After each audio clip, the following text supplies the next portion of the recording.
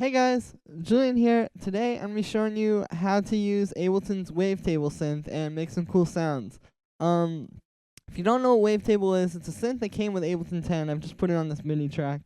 And essentially it's a wavetable synthesizer. Now what wavetable synthesis is basically like in regular synthesis, or like on a regular synthesizer, you just have one waveform that plays, you have many waveforms, but it plays each oscillator plays one waveform at a time, and that's how you get your sound.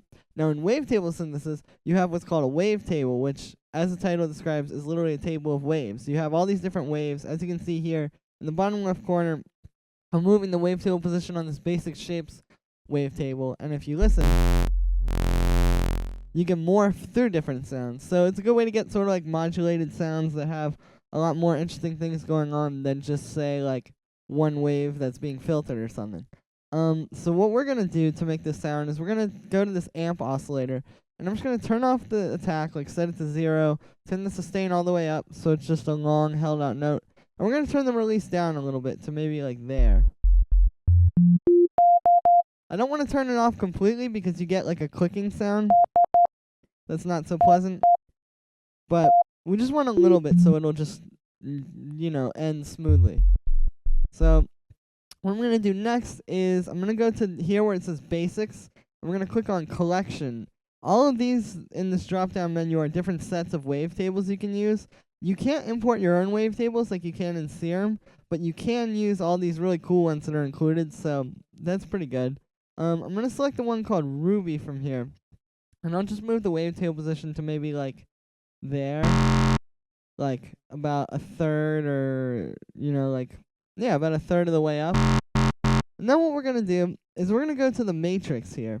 And what you can do with the matrix is you can route modulation sources, these mod sources here in this little tab, to different things on the synth. And as you turn things on, like if I mess with this filter, it'll show up there. So I'm going to really quickly just change the filter to a notch filter, and we'll do like 24 dB per octave. It's just a stronger filter, if you listen to the difference. And what we're going to do is we're going to route LFO1 to the oscillator 1 wavetable position and the filter 1 frequency.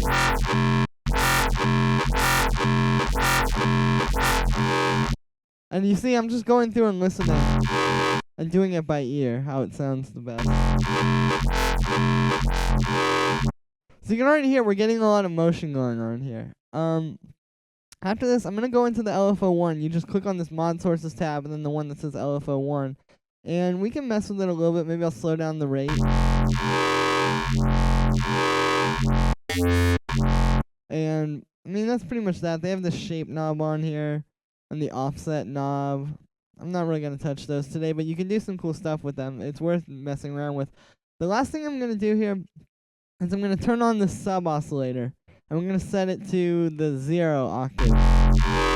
So it's just playing at the same pitch that this is doing. And what's going to happen with this, the reason why I'm adding the sub oscillator, is because you hear how without it, it's kind of thin sounding, but then with it, it gives it like a nice meaty sort of like bottom to the sound.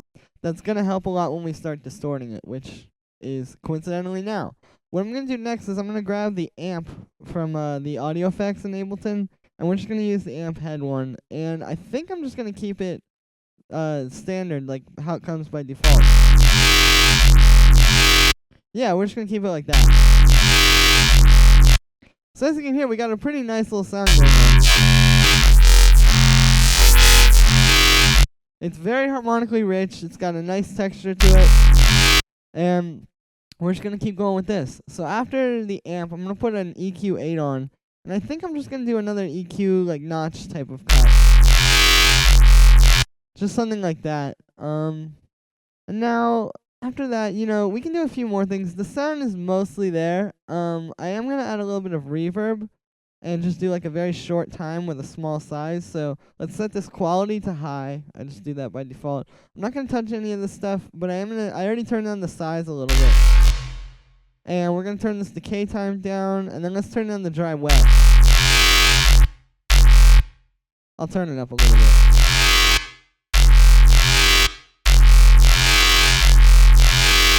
Cool, and there we go. We've got a pretty good sound to work from.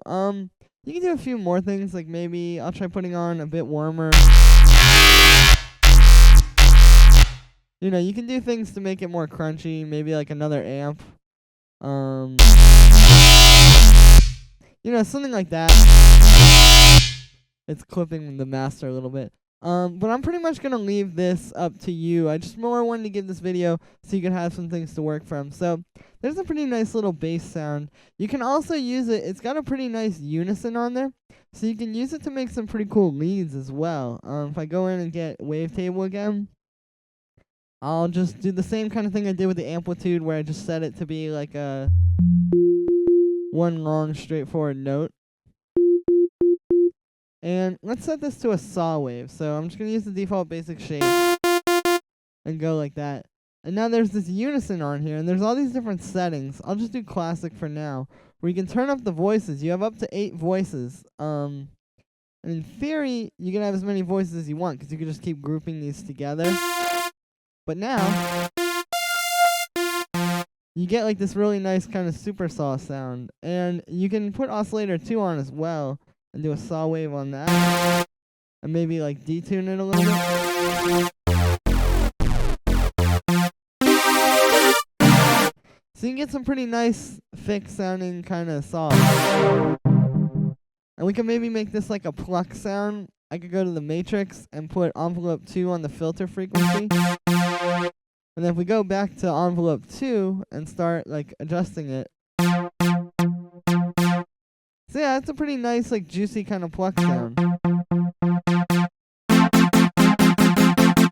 So, pretty solid. And yeah, I mean, that's pretty much all I wanted to explain in this video. You know, I just wanted to give you, like, a quick sort of, like, starting up guide to Wavetable and give you some ideas of how to use it. I'll name this bass, and I'll name this one lead. So like I said, this project file is going to be available in the description, and you can download it and get these presets and mess with them and use them however you want to. You know, make your own tracks with them, look into them, try to figure out how I made them. Do whatever you want to do with them. And yeah, guys, hopefully you learned something. Please let me know in the comments what you thought. Like this video, subscribe, maybe share it, and check out my sample packs down below on my Bandcamp. Thank you so much, everybody. Peace.